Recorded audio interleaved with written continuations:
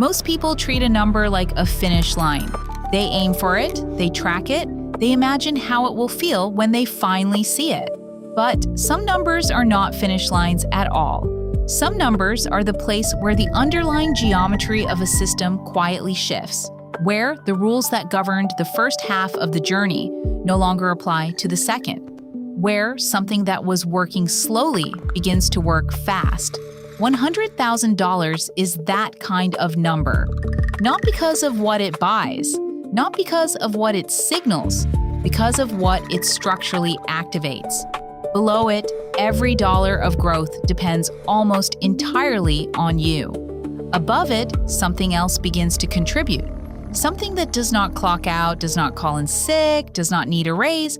Most people never feel this shift because most people never build the base that makes the shift possible. This is what happens when you do. Every wealth-building journey begins in a phase that has no ceremony and no visible reward. You open an account, you set a contribution. The money moves automatically on a date you chose and mostly forget. The account grows, not dramatically, not in ways that produce any feeling worth seeking. A 10% return on $5,000 is $500. Real, but nearly invisible at the scale of a life. A 10% return on $10,000 is $1,000. Still real, still not fast enough to feel like momentum. This is the arithmetic of early accumulation, and it is working exactly as it should, just not at a pace the brain finds rewarding. The brain needs feedback. It needs to register that the effort is producing something proportionate to the effort. Early compounding does not provide that feedback. The base is too small for the returns to compete with the contributions. So the account sits there growing quietly, and the discipline required to keep funding it exists almost entirely in a vacuum. No confirmation arrives, no benchmark clears. The number moves, but not in ways that feel like evidence of anything. This silence is not a malfunction. It is the structure of the early phase, and understanding it changes how you survive it. The years between $0 and $100,000 have a specific character that almost no financial content describes accurately. They are slow, they are repetitive, they do not build toward a visible climax. They are the work before the work becomes interesting. In year 1, you are building a habit. In year 3, you are testing it. In year 5, you are proving it. None of those years feel important while they are happening. They feel like maintenance on something that has not yet become valuable. This is the phase where most people exit, not through a deliberate decision, but through a slow drift away from the behavior. A month where the transfer does not happen. Then another, then a year where the account sits untouched and the habit dissolves quietly without announcement. The grind asks you to stay without proportionate reward. That is the precise and specific nature of the ask. Most financial systems offer feedback loops that keep people engaged. The grind offers almost none. The people who reach $100,000 are not the ones who felt the most motivated. They are the ones who stayed when motivation had nothing to offer. They found the feedback inside the behavior itself, inside the act of transferring the money, not inside the number the transfer produced. That is a different kind of discipline. It is not enthusiasm. It is closer to architecture. You build the structure, and then you trust the structure. The grind is the structure being built. It will not feel like building while it is happening. It will feel like waiting. 4 years in, the account holds somewhere between $25,000 and $40,000, depending on the market and the years you pushed harder. The number has weight now. It is real in a way the first deposit was not. You would notice if it disappeared, but it is not yet doing anything on its own that you can point to as evidence of a second contributor. The compounding is running. The returns are accumulating. The math is correct. The output is just not yet large enough to feel like anything beyond a smaller version of your own contributions. This is the long middle, the portion of the journey that exists between the beginning and the milestone, with nothing to show for itself except continuance. One correction arrived somewhere in these years. The account dropped. The headlines described it as serious. You sat with the lower number, and then you transferred the next month's contribution anyway. Not because you were fearless, because you had read enough to know that selling the loss was the actual mistake. That decision, made once in a moment of genuine discomfort, is worth more than it appears.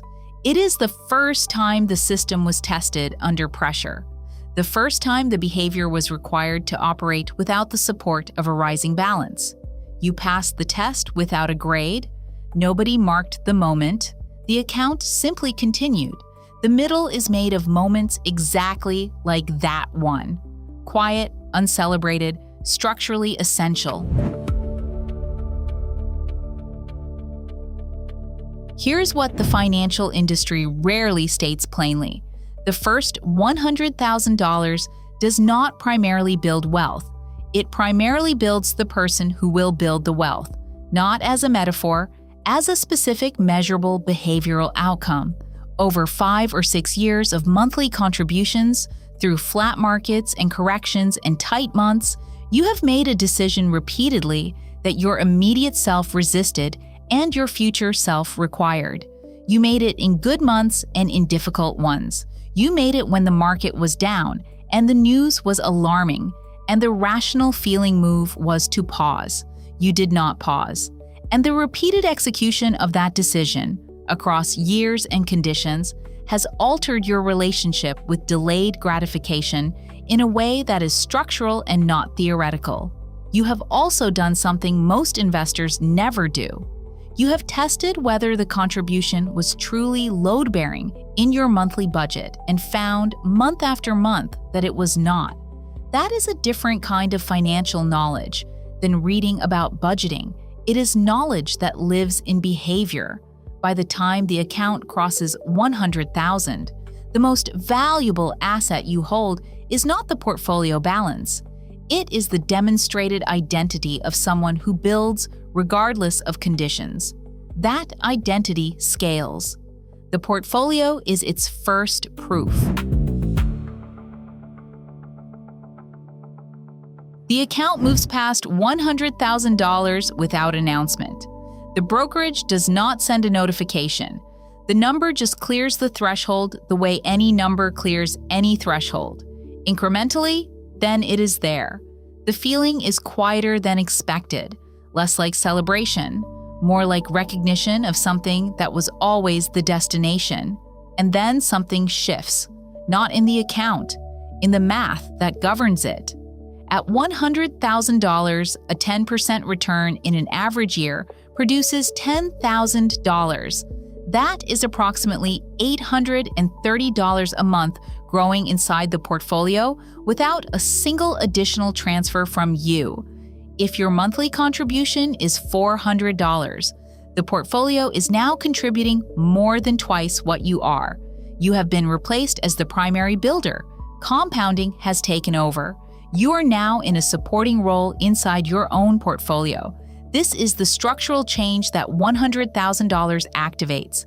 Not a mood, not a milestone photo. A permanent shift in who is doing the most work.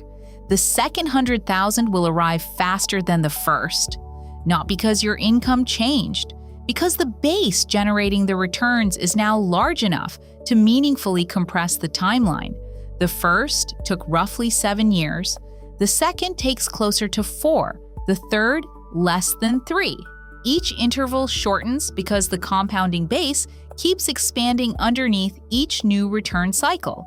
This is the exponential curve that every finance article describes. But reading about it and standing inside your own account, watching it happen, are completely different experiences. At $100,000, something changes in your relationship with market risk that is counterintuitive and important. You become less afraid, not because the stakes are lower, because your fear is now informed by experience rather than by imagination. You watched a correction arrive. The portfolio dropped 15 or 20%. The financial media called it a crisis. You held the position. The market recovered. The portfolio came back. Then it exceeded where it had been before the decline. That sequence, lived through in real time with real money, produces a form of understanding that no article or historical chart can replicate. There is a specific difference between an investor who has read about past recoveries and an investor who has personally stayed through a correction and watched the recovery arrive. The one who read about it holds the portfolio with borrowed confidence. The one who stayed holds it with earned confidence. The quality of the conviction is completely different. This experiential knowledge accumulates alongside the portfolio balance and informs every financial decision made afterward. The stayed-through-it investor does not panic at the next correction, because the next correction is no longer a theoretical event. It is a pattern they have already lived. That settled quality, the calm that comes from having been tested and having stayed, is the most durable financial asset the journey produces. Several years past the threshold, the portfolio sits somewhere between $250,000 and $350,000. The returns arriving in an average year now exceed $30,000. That is more than $2,500 a month compounding inside the portfolio without a single new contribution. For context, that monthly figure exceeds what many people contribute to savings across an entire year.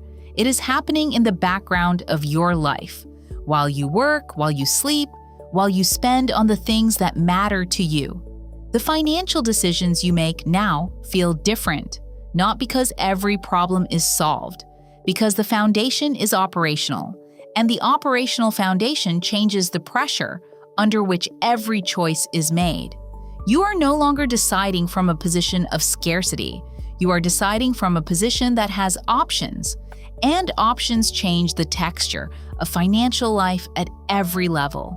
The things you spend on have also shifted, not because you adopted a philosophy of restraint, because the process of building changed what you actually want. The spending that used to signal a version of success you were performing has been replaced by spending that produces something real. Experience, time, quality, the people around you.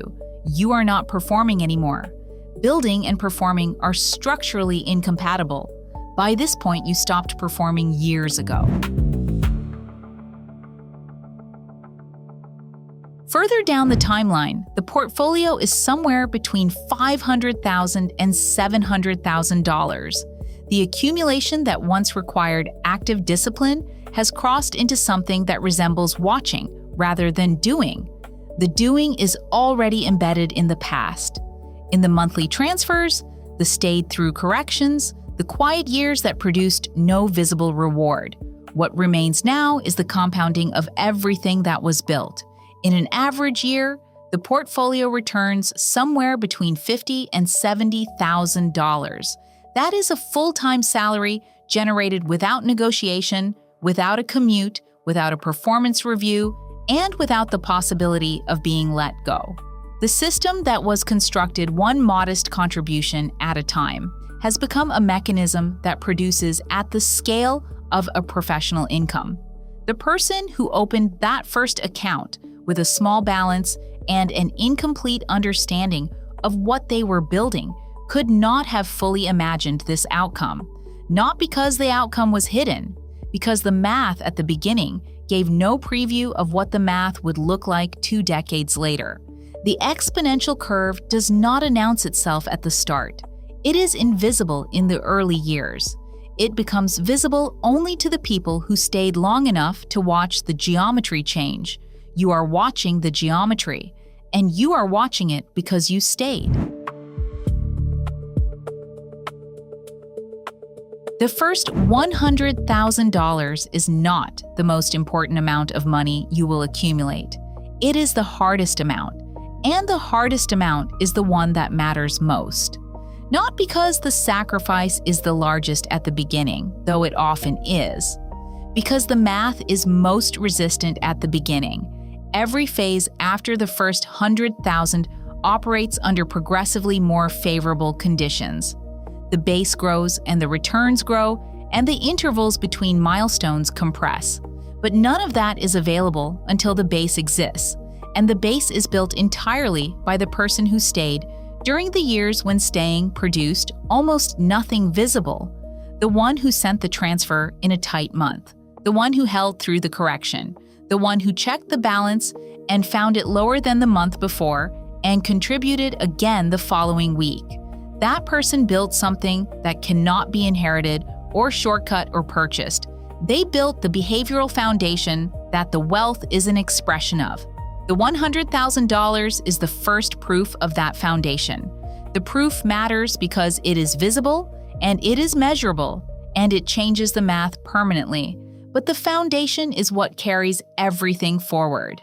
Through the next milestone and the next and the one after that. Every balance you will ever hold at scale traces its origin back to the years of invisible work, to the months the account did nothing noticeable, and the contributions arrived anyway.